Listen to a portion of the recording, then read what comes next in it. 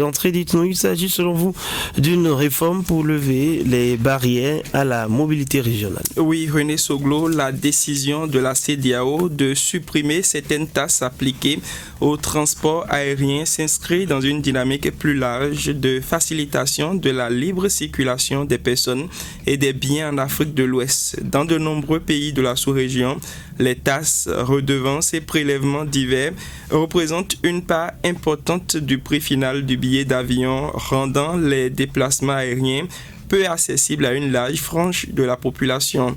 En allégeant cette charge fiscale, l'organisation régionale ambitionne de rendre le ciel ouest-africain plus attractif, d'améliorer la connectivité entre les capitales et de réduire la dépendance aux hubs extérieurs de la région. Cette mesure vise également à renforcer le transport intra-africain encore marginal comparé aux liaisons vers l'Europe ou le Moyen-Orient. Et c'est également des enjeux économiques et budgétaires pour les États. Oui, effectivement, pour les États, la suppression des taxes aériennes soulève des interrogations légitimes sur la perte immédiate de recettes fiscales dans un contexte où les finances publiques sont souvent sous pression. Toutefois, la CEDEAO mise sur un effet multiplicateur. L'augmentation du trafic aérien pourrait générer davantage d'emplois directs et indirects, stimuler le tourisme, dynamiser les échanges commerciaux et accroître les investissements dans les infrastructures aéroportuaires.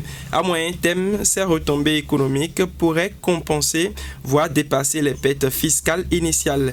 Le défi pour les gouvernements sera donc d'accompagner la réforme ou alors par des politiques cohérentes, notamment en matière de sécurité aérienne, de modernisation des aéroports et de régulation du secteur. Alors, quels sont les avantages attendus pour les usagers? Du point de vue des usagers, cette annonce nourrit l'espoir d'une baisse effective des prix de billets et d'une amélioration de l'offre de transport aérien dans la sous-région.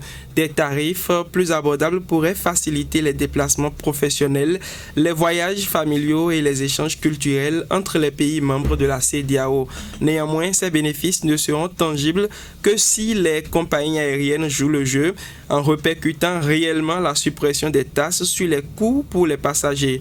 Par ailleurs, les usagers resteront attentifs au maintien des standards de sécurité et de qualité de service. En définitive, René, si elle est bien appliquée, cette réforme pourrait marquer un tournant décisif pour la mobilité et l'intégration régionale en Afrique de l'Ouest. Merci.